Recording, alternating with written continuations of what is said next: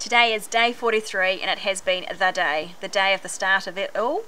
And this morning I woke and man, I was angry. I was angry with the world, I was angry with everyone, and I was really, really angry. And I think I was just wanting to be a self-absorbed prat today and allow myself to be angry.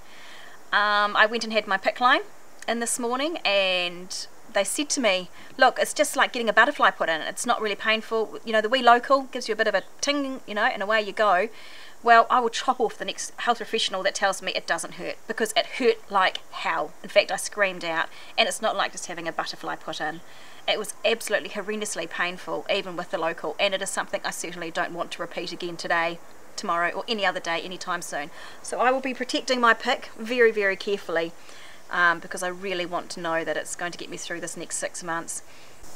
So this is my PICC line, and tucked up into here underneath the gauze is one of the ends. It's a one-way valve, but we keep it all tucked away in gauze just to really keep the protection and the germs right away from it. So it goes in through here and it goes up here and right down through towards my heart. This round pad here is a slow release for the next 7 days of antibiotics, just in case. So I can't get it wet. I have to wear a special shower cap over it, and I really need to protect it because I don't want an infection in there, because I really don't want them taking it out. But it makes chemo so much easier today. They just hooked me up and it was done. So there was quite a really horrendous experience having the PICC line in, to the point where I've actually written a letter of, not complaint, but a letter of advice maybe to them, to be aware that they did some things that weren't quite professional. But we'll see how that goes.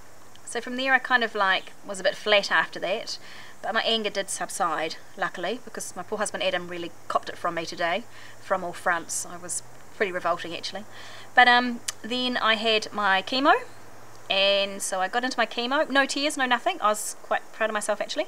But I did, when I arrived on the chemo ward and saw one of the nurses that I know really well, I did have tears and said, for frick's sake, this PICC line is absolutely stinging, it's killing me. And they were quite concerned because it shouldn't be. So they've had a good look and they just think maybe they were a bit rough putting it in, and that I'll be nicely bruised tomorrow. So it does hurt to move my arm. I can't bang underneath my arm. It is really painful.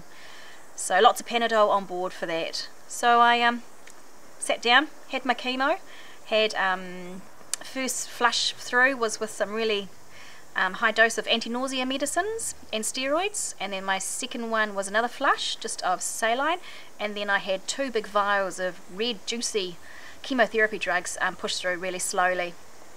And then following that I had another flush, and then after that I had some cyclophosphamide go through slowly, and then another flush.